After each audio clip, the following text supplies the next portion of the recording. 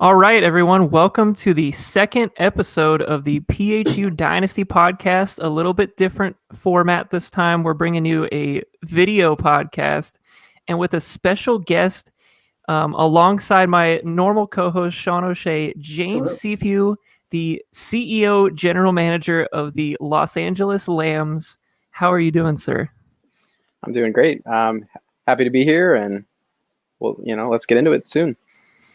Okay, so we got a good episode for you guys here today. It's just going to be the first team review, it's always the anticipated Alex Morales, London Silly Nannies team review. So that's what we have on the docket for today.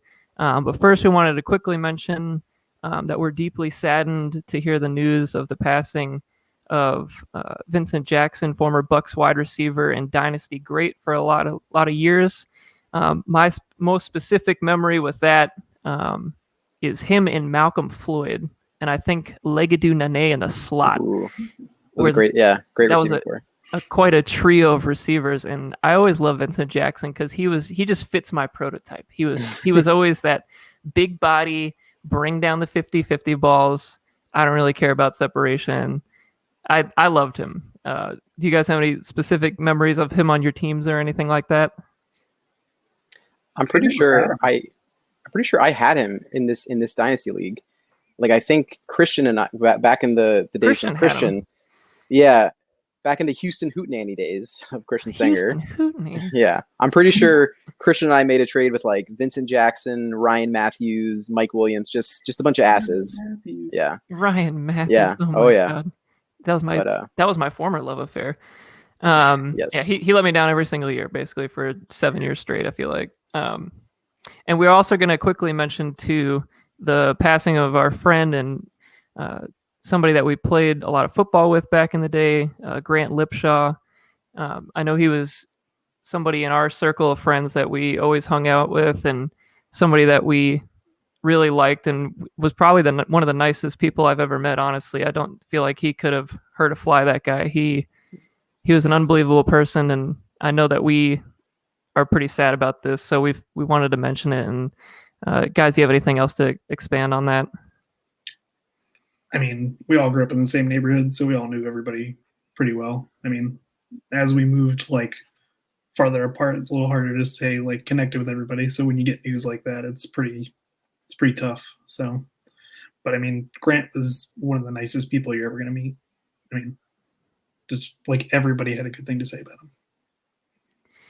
Yeah, I'm pretty sad about that. That one definitely took me by shock a little bit. I was very surprised to hear that yesterday. So rest in peace, and hopefully he's looking down and seeing us do this podcast and being like, hey, the football's still going on. Everybody's still having a good time. So I just have one thing to share on Grant, like just like two like specific memories pop up that are just, I just wanted to share.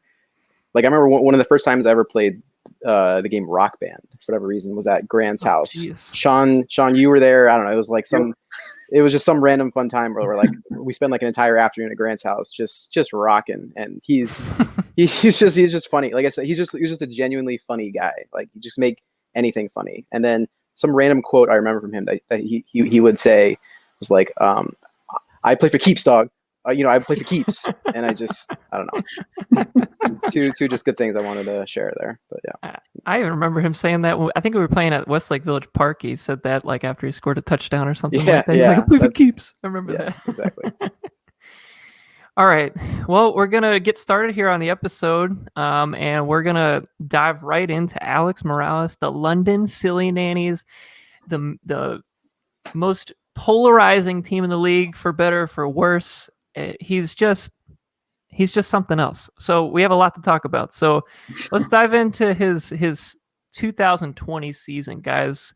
What did we make of the season? I know we didn't expect a whole lot, but I feel like there was some sort of rift throughout the season with James because of some bets, some things like that. What do we got going on here? I'm gonna let James start with that. Yeah, well, obviously Alex and I have developed a little rivalry here, as he took shots at me all last offseason. But in the end, he did get the last laugh. So, I'm a man of honor. So I have to acknowledge that. But yeah, his team this year just, he was tanking again. So like it was easy to take shots at everyone else for him, right? So like, I mean, if he wasn't posting memes and talking shit, like I think everybody would forgot that he had a team in the league. Anyway. Yeah. So it's it's like that kid crying for attention, right? In a way. So just trying to like get it. But I'll say one nice thing. It was impressive that he was like, I think he was like 2-2 early in the year. But when bye weeks and injuries started taking their toll, like he had no chance to like stay in the race. But he had his fun in the sun with like, I think at one point he was in the playoff picture, and that was his peak. But now this is his season, the off season, right? King of the off season. That's his favorite time. So I mean, he's certainly plays for the off season, and like you said, I believe he started 2-2. I was 0-4. And then I win the league, and then he's dead last. Yeah. So it's just like completely shows the craziness of the Dynasty Football League. So I didn't expect anything from his team this year. I was honestly, I was pretty amazed that he won 2 games, to be honest with you. I mean, like if you look at his overall roster, I just couldn't even imagine a way he'd win 4 or something like that. Like I don't know. So I don't expect a whole lot from him next year. But we'll kind of get to that at the end of the podcast. So let's. Do you want to quickly, Sean? I know you kind of came up with some notes on his draft from this past year. We can kind of do a little review of his draft from 2020, because he had a shitload of picks, and there were some controversial picks. There were some trades. There was all kinds of shit going on. So maybe you want to start running it down. I mean, sure. So he had, he had 1, 2, 3, 4, 5, 6, 7, 8. He had 9 draft picks in this last draft. He could fill a third of his roster with that. Honestly, amazing. So he started at 1-5 with Jerry Jeudy. That is 1 pick before J.K. Dobbins got picked, which, I mean, right off the bat. It's not looking too good. No, see, I actually thought he got decent value on Jeudy there. Like, he was saying he was going to take him 1-1 for the longest time, but I think the value was good. Obviously, but Dobbins looks better at right now. I would agree with that, though. I mean, I feel like landing spot is everything with rookies. It's true. Landing spot is important, very but important. Over the long haul, I do feel like talent takes a lot of that you have to take more talent into equation over the 5-year haul. And for Alex, it has absolutely no bearing on his season, for this year or next year, because we all know he's not winning. So he's really playing the fucking long game. Like this is the long game. So I feel like Jeudy at the time was the better pick because, of course a receiver is going to last longer than a running back. And he was the number 1, receiver in that draft for a long time. Like people really liked him. So maybe go to the next one, Sean, see what we got next. Yeah. So 1-7, DeAndre Swift, which that looks pretty good. Great value, I thought too on that. Once again, it's gonna be a rough couple of years with everything that's going on in Detroit right now. But Dan bite their heads off, or bite their necks off, Campbell. Yeah. I do think it's interesting on Swift too, because I think he's a great running back, but I always wonder how great running backs do on really bad teams, because there's only so many carries they can get when their game scripts are behind all the time. So, I mean, even if he's that talented, I don't know how much of a help he's really going to be in this year or next year. So, new coaching staff, you have no idea. I mean, no clue. Guess as to what kind of running game they're going to roll out, but they're going to want to run the ball though, for sure. Because then they get Anthony Lynn as their OC, and he loves to run and not win games. So that is very true. They're going to be very good at that.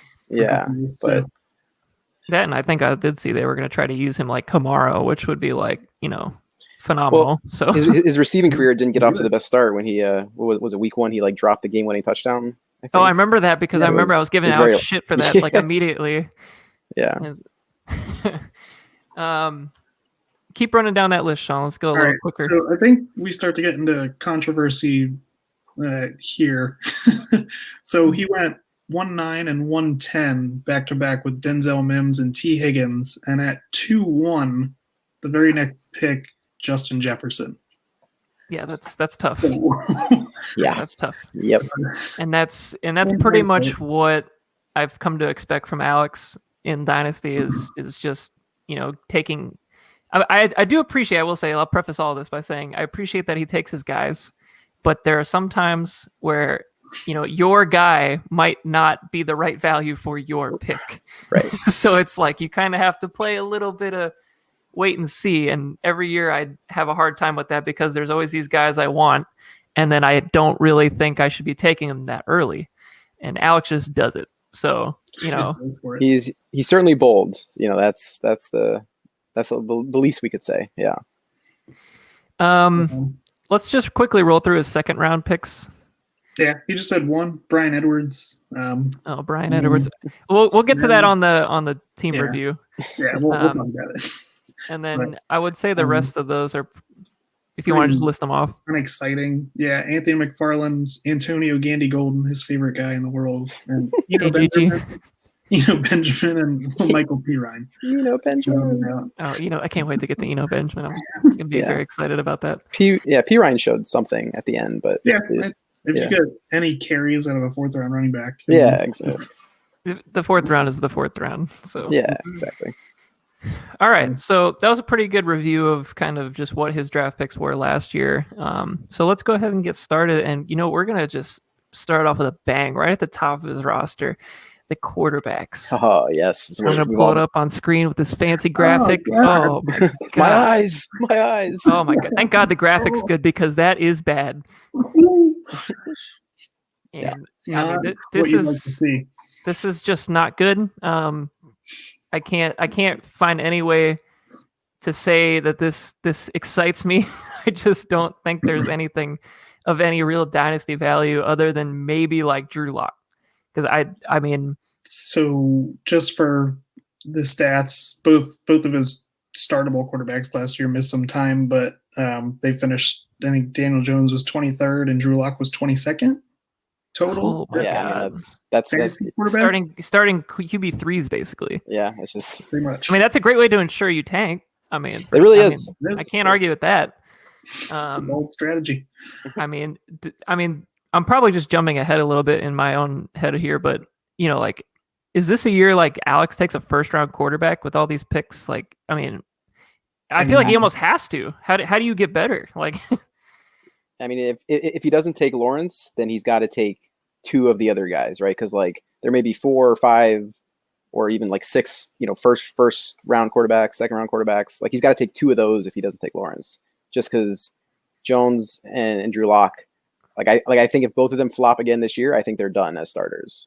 And I Jimmy think all G 3 too. of those can be backups next year. I mean, it's not. I don't think it's like a mystery that Shanahan does not like Garoppolo, right?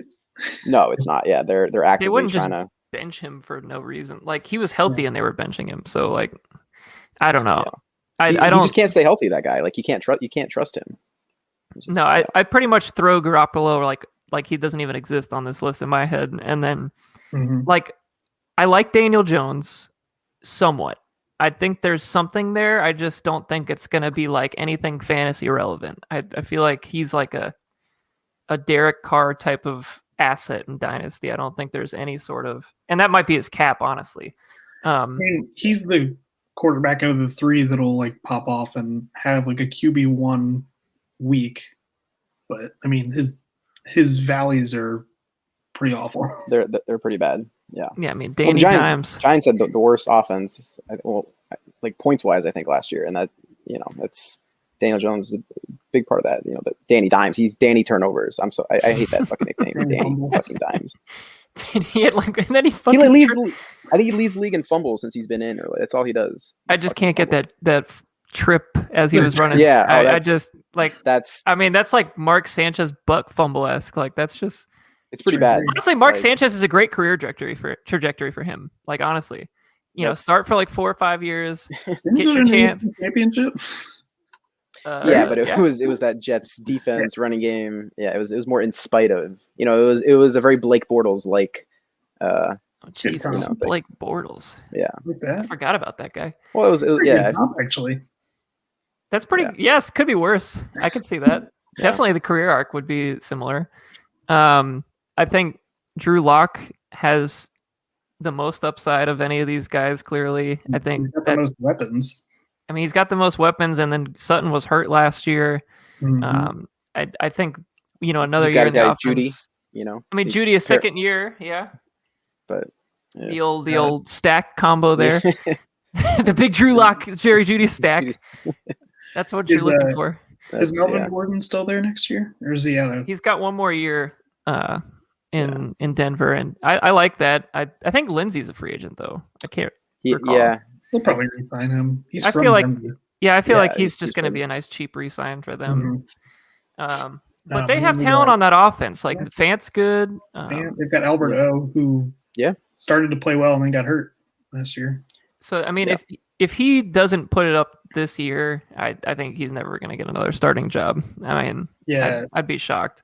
I think Elway gets a little impatient with guys. They are. So, There was a rumor too about that. Like they want Deshaun Watson if he becomes available.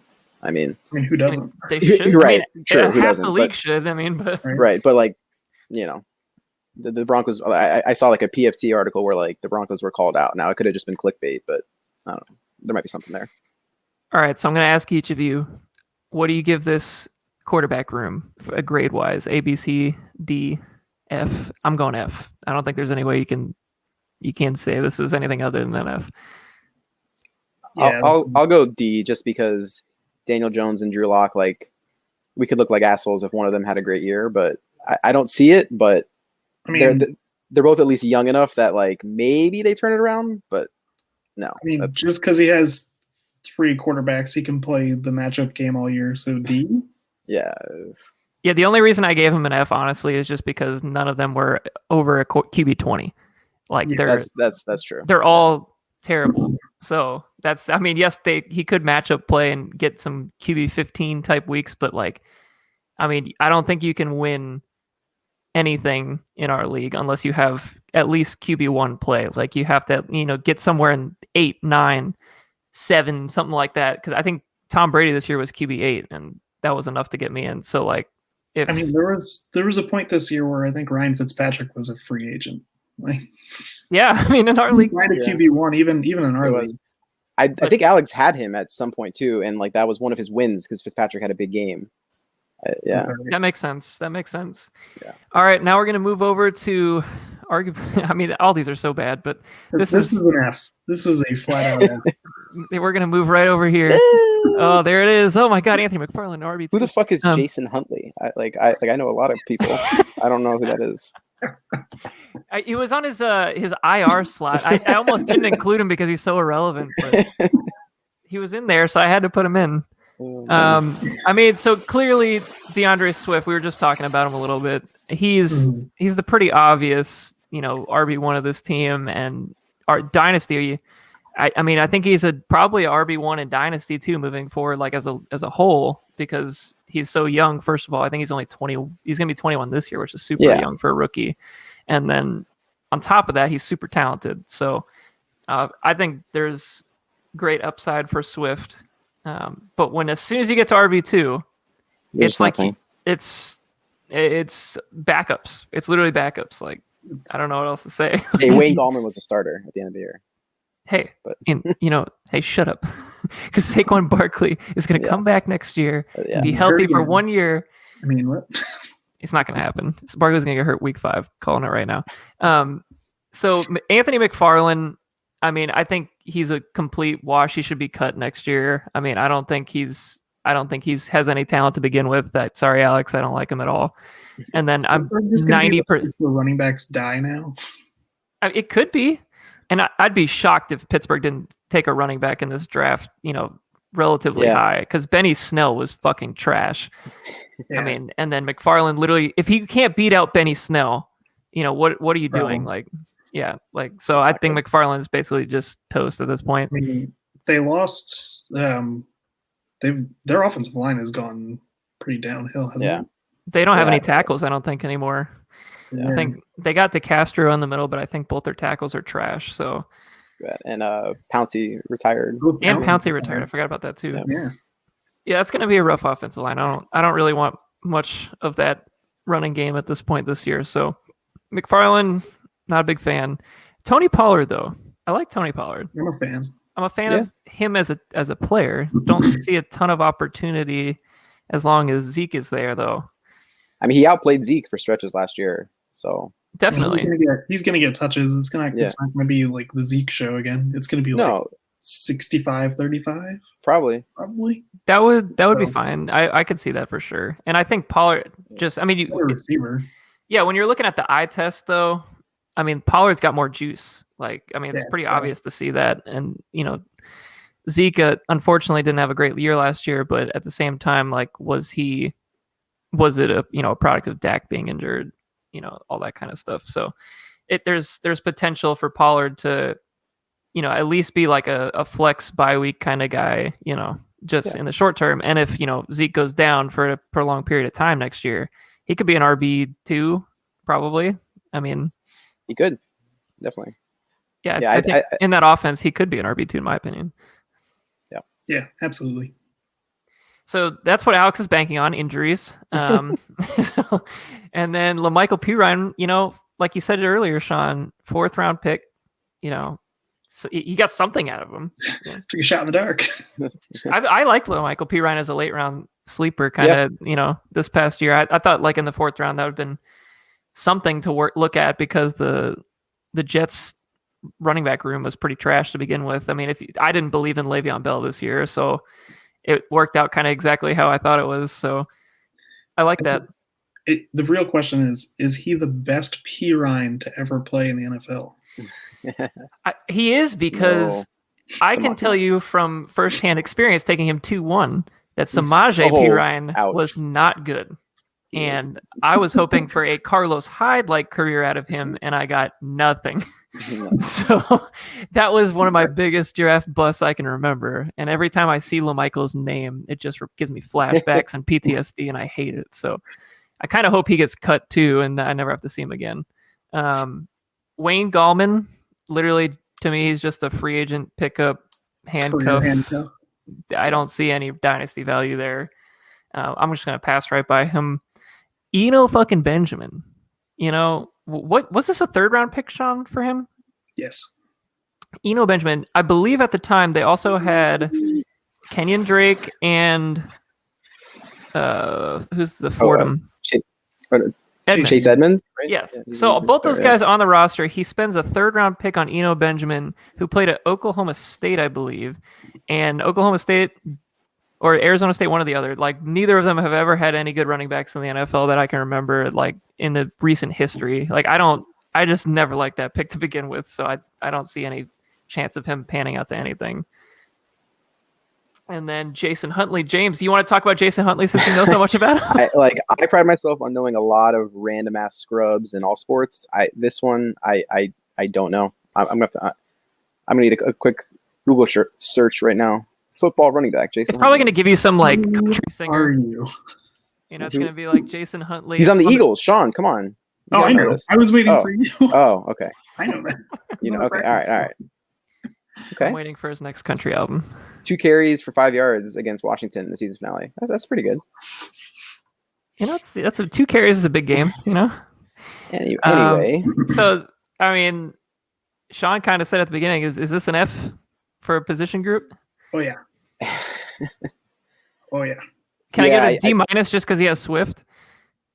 Yeah, I mean we're splitting hairs here. But yeah, I was gonna go either D minus or F, but I mean, there's these running backs. If you need to make cuts on like your own teams, how many of these running backs stay on your roster? I'm keeping Pollard and Perine. That's it. And Swift. Yeah. Yep. Right. I had Wayne Gallman and dropped him during the year, and that's how much I thought of him. He was one of my last cuts, I think.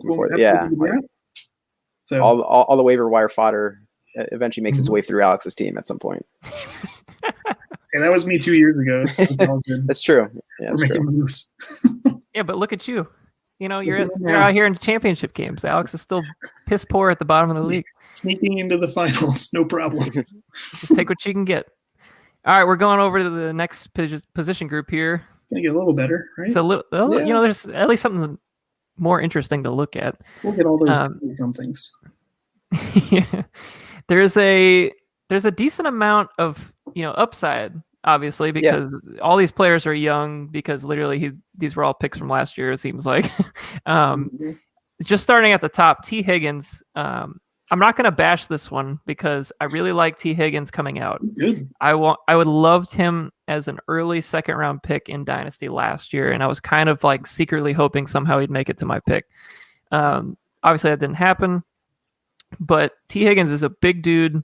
He's kind of like an AJ Green light, in my opinion. He's got that same kind of body type, same vibe, same go up and get it kind of mentality. I think he could be a wide receiver, maybe high end 2-1, in the pretty near future. I mean, up until Burrow got hurt, he was like the vertical threat on the team. Yeah. AJ Green got sent to the slot for the most part. Just playing the middle of the field, but he was making plays consistently before Burrow got hurt. Yeah, I thought Higgins had a lot of upside, and I thought he did play well in the stretches he had available to him yesterday. So, or not yesterday, geez, last season. I saw Anthony walk by and he threw me off. Feels just like yesterday. Just like yesterday. T. Higgins, I thought was honestly one of his best picks of the draft. Like, it was a guy coming in that I wasn't like super high on, but yeah, he performed well with the Bengals, and I think they're going to let AJ Green walk. So T. Higgins probably slides into that spot, and with Burrow coming back, there's no reason that that T. Higgins can't be in the wide receiver 2 mix. Maybe not this year, maybe more low end, but in the future. Does that mean Auden Tate finally gets to play football? Dude, I like Auden Tate. Don't yeah. I'm a fan. I'm a fan. He's basically just like a big dude that can't run routes. There was a guy just like him. Everybody.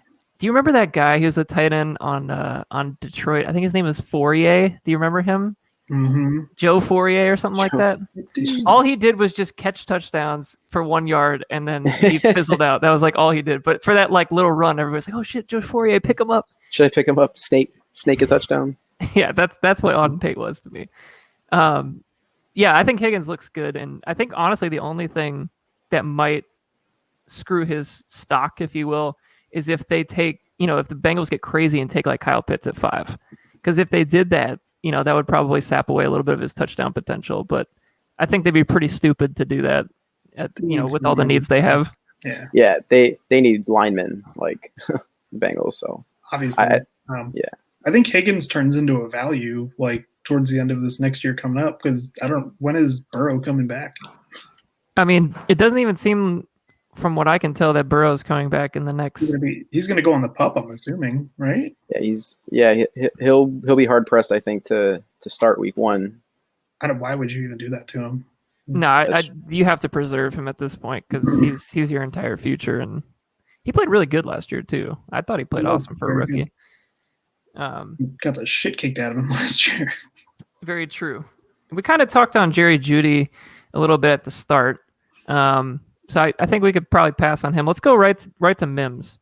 So Denzel Mims kind of, he started off pretty rough. I mean, obviously the Jets are not a great fantasy spot at all right now. And Anthony just came up and pointed to James's face on the screen. So I'm just gonna shout out Anthony real quick. Anthony, you gonna join the Dynasty League? You want all the Bucks players? You want Tyler Johnson? Anthony loves Tyler Johnson. Oh yeah. Little Scotty Miller. Anyway, getting back to Denny Mims, I'm calling him. Mimsy. Mimsy. Yeah, boss. What's up? Yeah, boss. What's up? Not catching touchdowns. That's what's up. I think he is a guy I really like coming out of college. I just don't know what that offense is going to look like next year. If it's Darnold again, or if it's like somebody like Deshaun Watson, like it could go a lot of different ways, but he's still super raw. So what do you guys think about Mims? Correct me if I'm wrong. He started the year hurt, right? He missed I don't think he played at least the first 4. Yeah. I always reserve judgment on rookies that don't even start the year healthy. It's kind of a rough go to begin. And then, I mean, the Jets, I reserve judgment until they get just a real offense. like when he played, he was fine. Like he was semi-producing. He made a couple good catches, but this was the one that's like kind of representative of like a lot of the shit that I, put on Alex's team, right? Like taking Mims when he should have taken Jefferson. Like we all saw Jefferson just destroy, Justin Jefferson, that is, destroy in college the year before. And he went to a solid organization and team, the Vikings. And what does Alex do? He takes Mims on the Jets before. Like, it's things like that like set your team back. Yeah, I mean, his outlook, I mean, imagine if he had DeAndre Swift, T. Higgins, Justin Jefferson. That looks that's pretty damn good. I mean, it's easy for us to do this in hindsight, but like, it is. Yeah, but I don't know, Jeff. Welcome to the podcast, James. Yeah, you're right. Fuck. This is all about the podcast, man. We got to go back and tell you what you did wrong, what you did right. Yeah. Your voice is officially louder than everybody else's, so we are more powerful. And I think that's going to come back to bite him long term. Obviously, we already know that it already did, but like I think when you look like 5 years down the line, like Mims could be a guy that fizzles out into obscurity, and Jefferson could literally be an elite receiver still. And what a huge swing that could be for a franchise in Dynasty. We all know how important young receivers are. Yeah. Speaking of shitty young receivers, Henry Ruggs. Holy shit, I hate Henry Ruggs. I can't even begin to tell you how much I hate this guy. I wanted no part of him coming out. He's just that Al Davis, he's going to bust immediately kind of guys. I don't like him. I mean, yeah, Alex traded a first this year to Dustin to get Ruggs. And this one hits very home because, I remember Vince had a bet with Alex around Ruggs, and Vince has a very nice rug now in his place. Ruggs for Ruggs. It was a great time. Ruggs for Ruggs. Ruggs for Ruggs. But it's just Ruggs and Bryan Edwards. Like I feel like we can talk about these guys in the same breath. And the next one on the list, McCole Hardman. Like McCole Hardman is similar to Henry Ruggs. Like just these speed receivers who just they don't do much else. Like I don't, like Ruggs when Ruggs and Judy were there, I thought Ruggs was clearly the fourth best receiver on that Alabama team. Both Devonta Smith and Jalen Waddle were better, I thought, than Ruggs, and the numbers backed it up. And the numbers backed it up. Like I just didn't understand. Like that was those moves in tandem, Ruggs and Edwards. I didn't understand. Yeah, Ruggs, to me, he was always just a straight line burner, and he didn't really put up any numbers in college up until his senior season there. I just don't like him. I just don't like. To me, he's like a John Ross. He's like one of those just one-trick ponies, and those don't really work out long-term in the NFL. I mean, they have their moments, but, I mean, he might be a guy just based on speed alone that sticks around, for, 4 or 5 years and then fizzles out as nothing. And that's like not what I want to spend a first-round pick on whatsoever. No. Imagine spending so much draft capital on receivers and then Nelson Aguilar being your best wide receiver. Yep. Yeah. And then now the talk is they're trying to go after Juju. Like, I mean, if they get Juju, they still like Aguilar, and they have Darren Waller. Like Ruggs and Edwards are literally going to be the fourth and fifth options at that point. Like it's gonna be a rough sled, and I don't think either of those players are going to return the fantasy value that Alex is thinking they are. I don't see it happening. I don't think you ever get first round value back for Ruggs. No, and I'm gonna quickly mention Edwards too because I really, really loved Bryan Edwards. I do too. I really, and he might still pan out into something more than what it kind of looks like right now. I just thought he had all of the traits that I really like out of a receiver. He's super young, came out early. I think he has a lot more potential than Ruggs does. So I think that's great. And I will also mention that Alex made a terrible decision earlier in this offseason, this past offseason, I should say. I tried to offer him Brandon Ayuk for Bryan Edwards straight up, and he declined it. Yeah. So you took Ayuk right after him in the draft. That's exactly right, Sean. And then Ayuk. Yeah. Yeah. So tell me which one you have right now. Making the same mistake twice. Classic. Yeah, and I mean, I like Edwards. I hope he pans out, but he's not even a guy I'm trying to buy right now. I mean, like I would never go back to that same value I had as of right now. So, Mecole Hardman, guys, I don't even like. That's an Alex special right there. What was he 1.4 for that draft? I think. Yeah, I remember this one because it was the draft where I took Marquise Brown after it, and Alex was desperately trying to trade out of the spot because he wanted it. Because we all knew he wanted to take Hardman, but he didn't want to look like a fool taking him. I was like, no, Alex, I'm going to let you take Nicole Hardman here. And then I took Marquise Brown, and then Dan made us both look like assholes and took DK Metcalf. So it happens. Imagine taking Mecole Hardman 2 picks ahead of DK Metcalf. That was when we thought Tyreek Hill was going to be banned forever. Eric. Yep. But I'm gonna eat my crow on that one. Yeah. But still, it's just Hardman's a guy that he's gonna be nothing more than just sort of a guy who randomly spikes on the Chiefs. It's kind of like I have Marquez Valdez-Scantling, and I've never started him in the correct week. That's kind of like what Hardman is. Guys like that don't hold matchups. It's just you never know when they actually go off. It's maddening player stone. I mean, in his defense, MVS doesn't know when he's going to pop off either. That's fair. He doesn't know. Those guys are just what I consider to be best ball players. Like those are just you just have to go for the suck out. Which yeah. I mean, Alex loves chasing the suck out. So, but those guys are like, I love them as like my wide receiver 3 in like DraftKings or something, just in case they blow up. Those are the kind of guys. But they're not dynasty assets for me. I really don't want them. So, I mean, on a team that has obviously you have Tyreek Hill, you have Watkins who's hurt all year. Outside of that, he can't get on the field. He only had 2 games above a 30% snap count this year. Wow, that's pretty. Look at Sean dropping stats into this podcast. I love that. That is a good one. I like that. That's what I'm here for. That's my contribution. I'm gonna go. And then, so I don't really want to spend too much time on a bunch of these guys. So why not everybody kind of just pick one of these remaining players to talk about real quick? I'm going to start. Sorry about that. I'll talk about Gandy Golden real quick. He's another guy I actually really liked coming out. I thought he was more of a project than any other of the guys that we've talked about. So this kind of, and I know he was hurt for most of this year. So I don't think you could pass a whole lot of judgment for him. Or on him, I should say. And then if, the Redskins don't really add it too much in terms of receiver talent, which I don't know how they go into next season again without doing that. He's going to have to battle for a wide receiver 2 spot on a team that basically doesn't have a quarterback right now.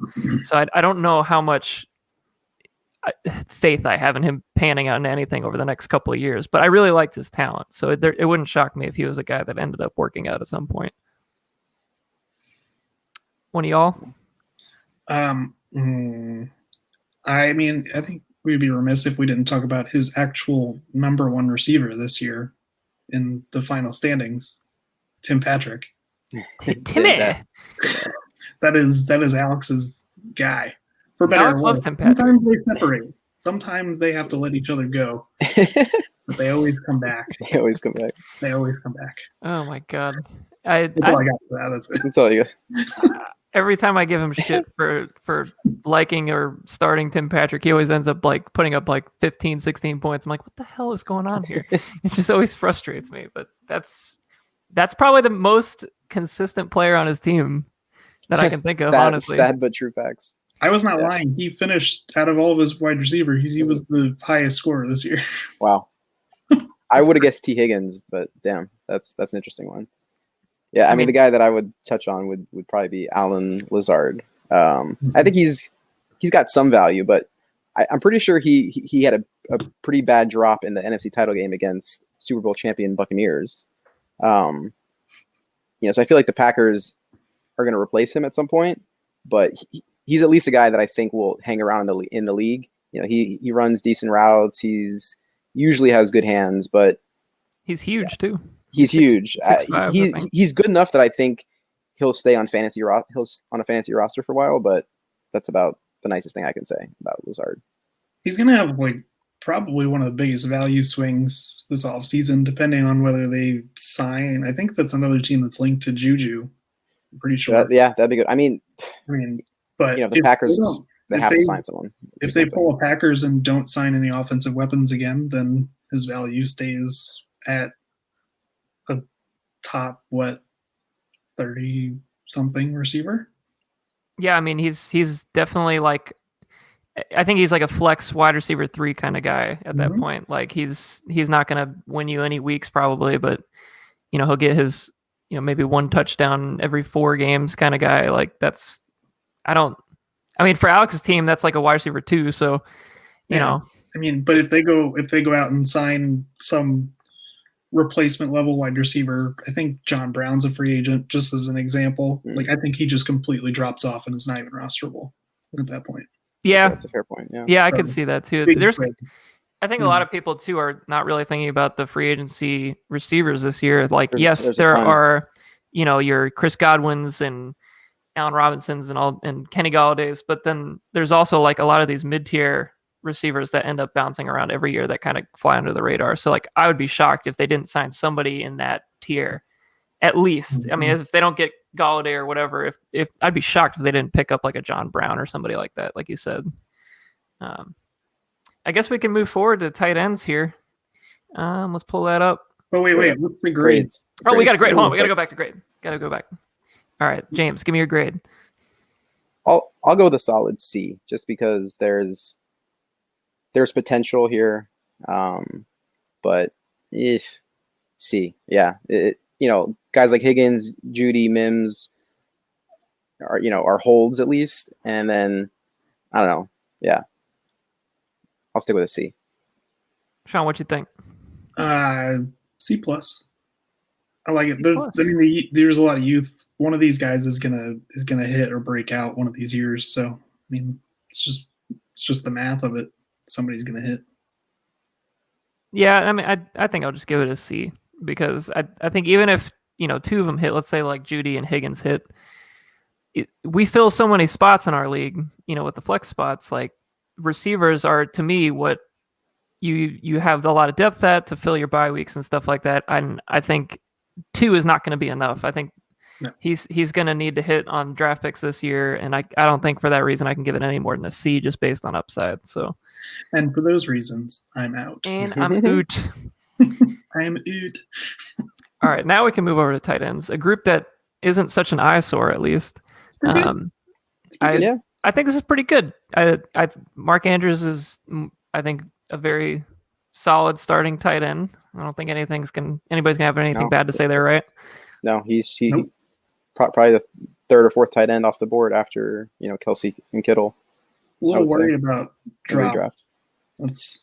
Kind of drops the ball a lot. I think the only thing I worry about with Andrews is he's very touchdown dependent. Like there's games where he just falls off and gets 12 yards as opposed to somebody a little more solid that might get you a little more yardage to make up for his dud games. But I mean, other than that, he's a solid starting tight end. I can't shit on this one too much. So we'll go. I want to go back to the comment before. All these free agent wide receivers. What if Allen Robinson signs with the Ravens? What does that do to Andrews? I mean, if they get any big body receiver that's more of a red zone target, like a Galladay, honestly, even like a Godwin, honestly. Like, obviously, I don't think Godwin's leaving Tampa, but I'm just saying it's hypothetically. If they get any big body receiver, somebody that's over 6'2", something like that, I think you have to have a reduction in touchdowns for Andrews. And I think at that point, where does he end up? Because I can't remember how many yards he had off the top of my head, but I can't imagine it's many. He seems like a 600-yard cap kind of guy to me. As the guy that had Lamar Jackson on my dynasty team, I can assure you that there were not a lot of yards to go around. No. Yeah, passing is not his thing. It would be interesting to see what would happen if they did get a big name, wide receiver recruit. And I don't know what their cap space looks like either, but who knows if that's even a possibility. They're one of the teams that's so good at moving around money that they'll probably figure it out. They're going to sign somebody, and that's going to be like the most value-added receiver out of free agency. They do that every year, though. Yeah, every single year.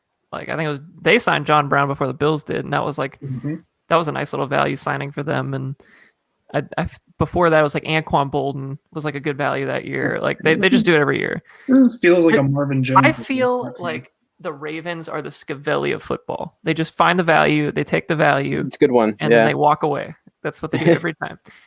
Even at running back, like Mark Ingram, they didn't spend a ton of money on him. He was towards the end of his career. Like they got a couple good years out of him. He walked. They always find good value in the draft.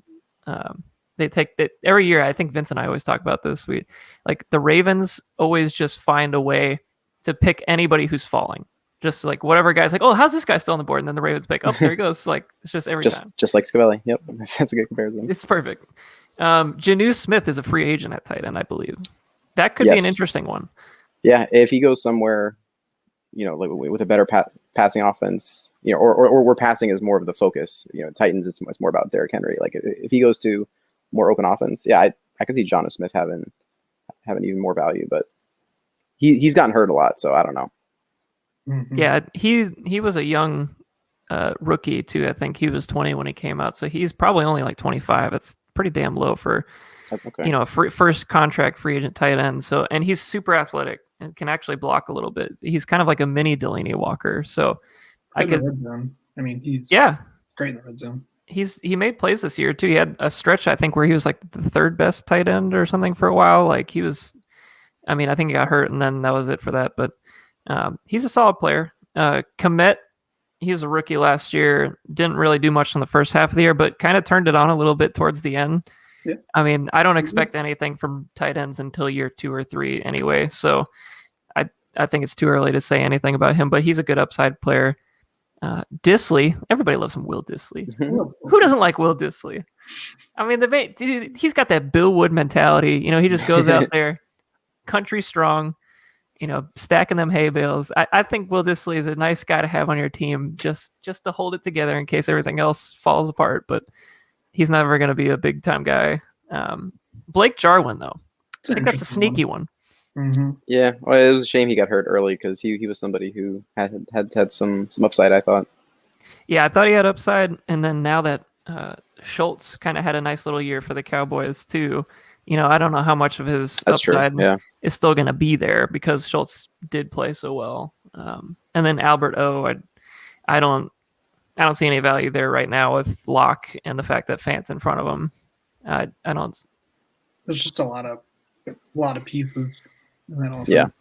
Yeah, I think he's just a nice hold, like, if you're trying to find a stash. So who knows if he's even on the team, but with Alex's team, that's a rosterable player. So, and then we're going to move a little bit forward here into 2021 rookie draft talk.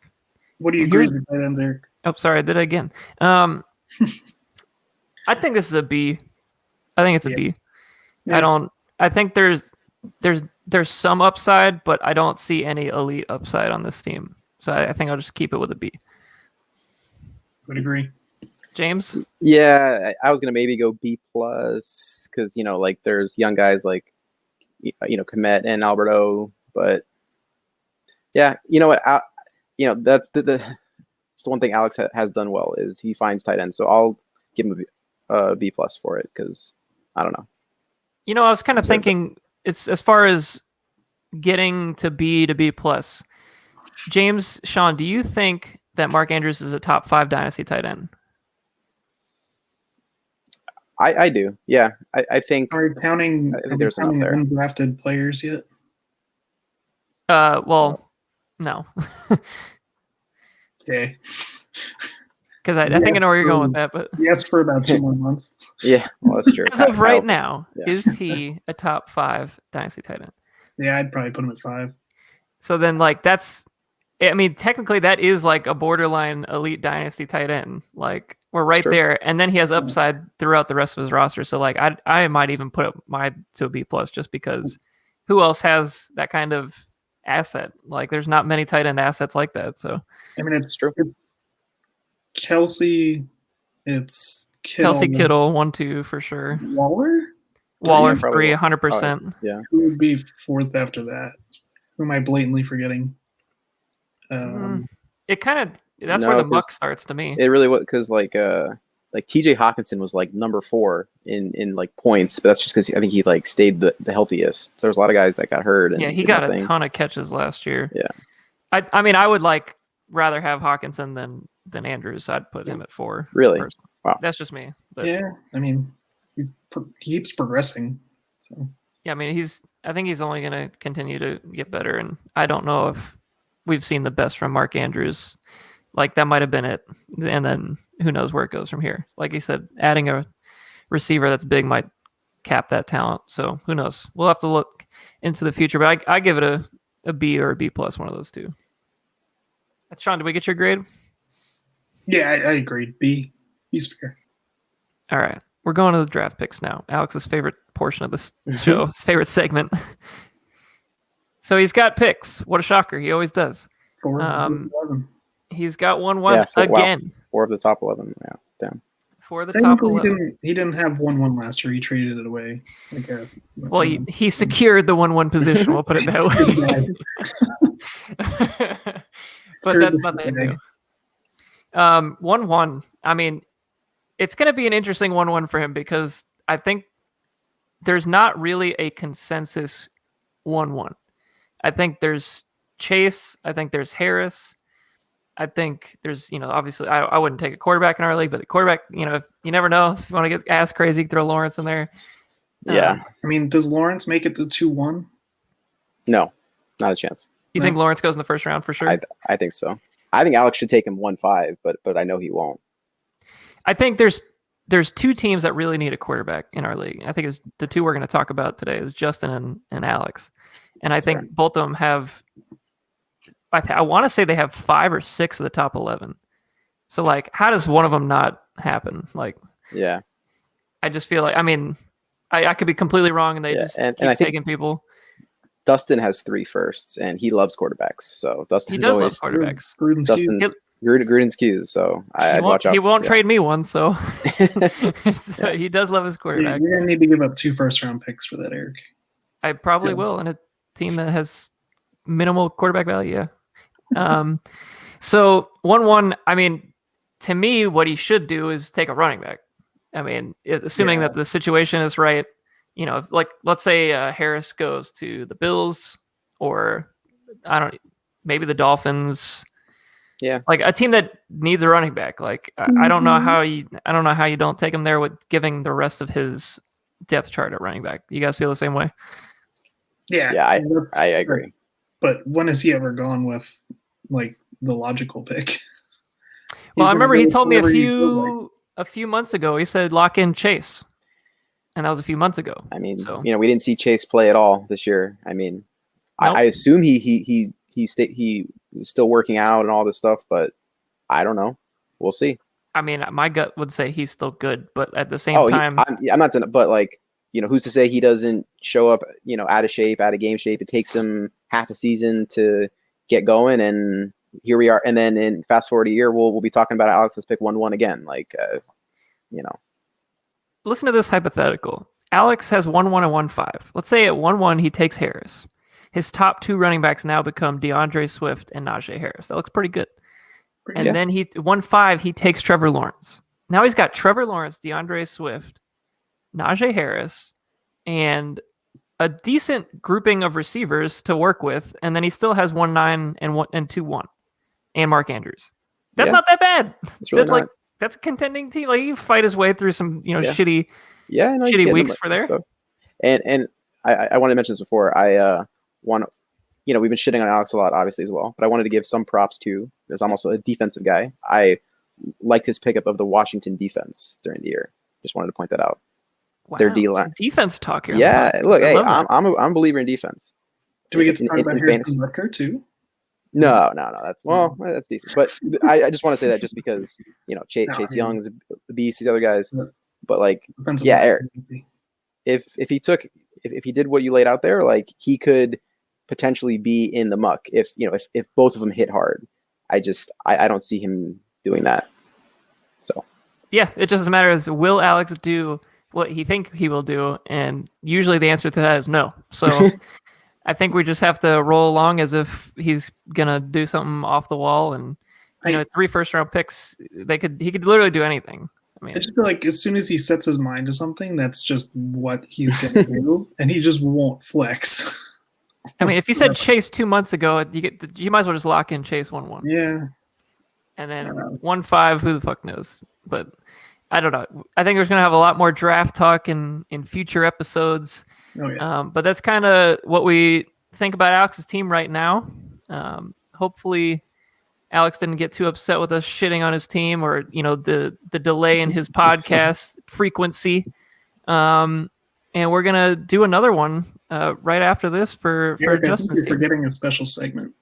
Are we forgetting a segment? Is it a meme related this time? Because I remember we forgot the meme lord last time. No, this is the James and Eric live reacts to all of Alex's trades in 2020. Oh shit! How did I forget God. this? God. Before the show, we were talking about this, and I told him not to release these trades because I wanted to react to them live on the show. So here we are. Are you guys ready? I gotta sit back in my seat here. That's what I live for. I'm gonna write it, and we'll do it live. All right. So, March 5th, 10:22 p.m. Alex Morales trades 2020 pick 1-8, 2021 third rounder, 2022 third rounder, 2022 fourth rounder, 2020 pick 2-9.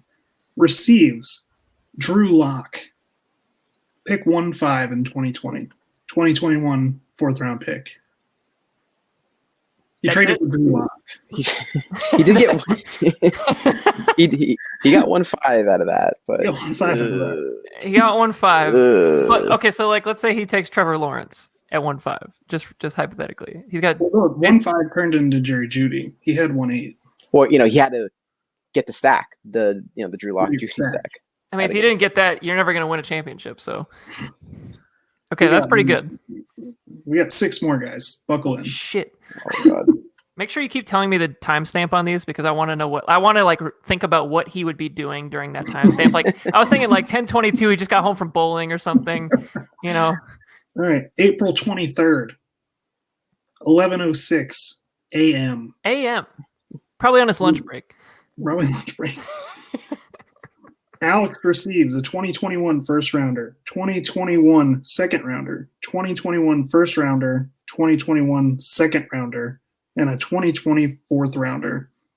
He sends away Stephon Diggs, Ugh. Jordan Howard, and George Kittle.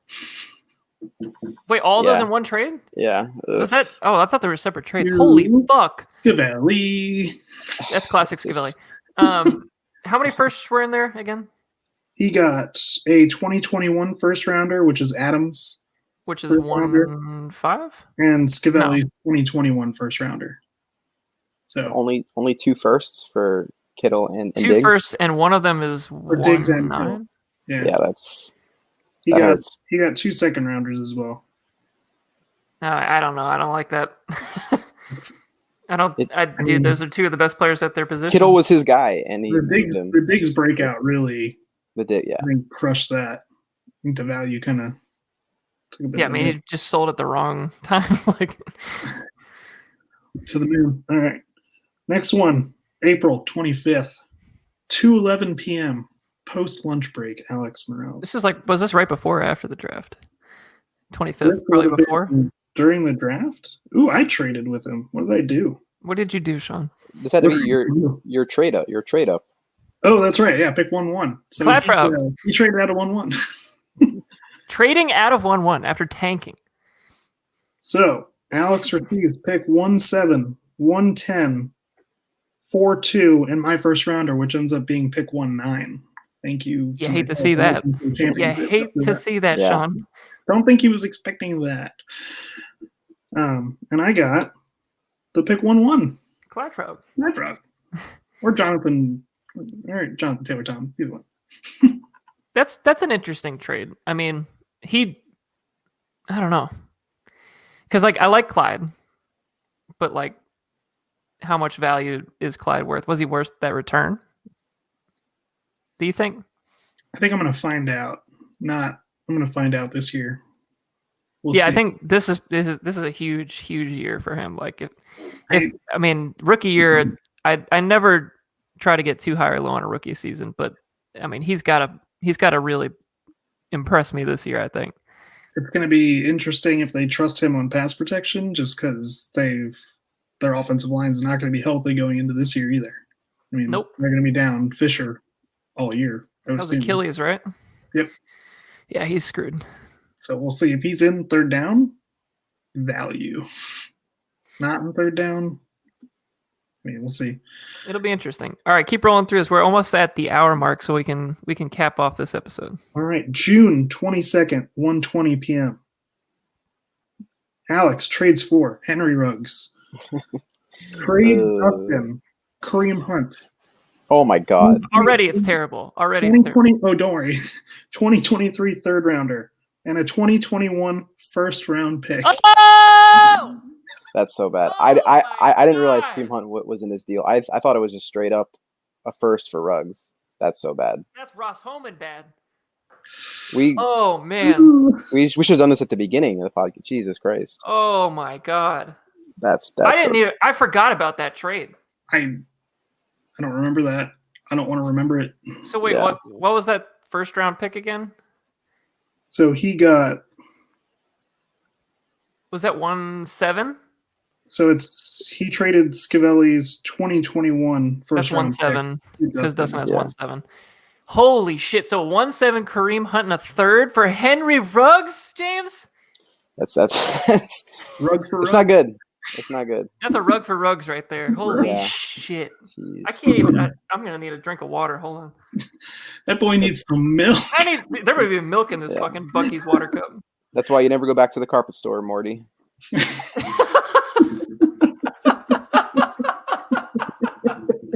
Okay, James, that was fire. All right, I think we're gonna just quickly go off these last few here, and then right. hopefully they're not as bad as that. All right, here we go. All right. Wait, I need the timestamp. We need the timestamp. Gotta have the timestamp.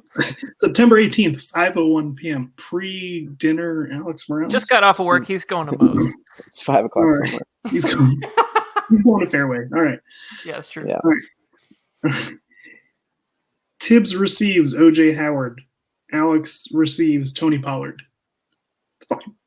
That one's fine, actually. Yeah, Actually, that's probably the most equal value trade I've ever heard in my life. Fine.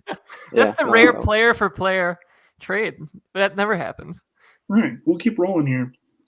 October 10th, 1:17 p.m. Mid-lunch. No, that's not mid lunch. He's driving somebody and making this move at the same time. He's doing this with his right hand. He's driving Grandpa Joe all the way down to Fort Myers for his doctor appointment.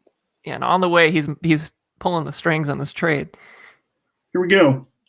I receive Mike Davis and a 2021 fourth rounder. Alex receives a 2023 third round pick. That's Moving on. yeah. I mean, what you Mike Davis yeah, only a couple weeks. that was a good trade for you because you needed the value during the year. But for Alex, it's like I mean, yeah, without Davis, do you make it to the championship game? Probably not, right? probably not. I traded for him middle of the year. That was before Jonathan Taylor popped off, and Oh yeah. I think Clyde was hurt for a few weeks. Mostert was hurt. I had no running backs mid-season, so worked out for me. All right, Okay, that trade is fine. here we go. Last one. October 14th, 11:27 a.m. It's another lunchtime trade. Lunch. This guy works through lunches like it's no big deal. Yeah. Big trade coming in. Alex receives Cole Kmet. Dustin, relative just trade partner with Alex, apparently. I didn't know this. Dustin receives Darnell Mooney. I like that trade for Dustin. Me too. I like Darnell Mooney. Big Mooney fan. I'm a Swapping Mooney fan. Bears players. I love it. I hate that, but I love it. It's just like a nothing. Yeah, just like random guys in the Bears who will never hit because they refuse to invest in offense. Like, yeah. Yeah. All right, so that's it for the trades then. And I think that's it for this episode. We're gonna log off here, but thank you, James, for joining us for this episode. And Good job, bud. we couldn't pick anybody better to have on this podcast for Alex's team review than his arch rival. So, Of course. No, I was happy to join. all right, everyone, we'll see you on the next podcast. Bye, guys. Bye.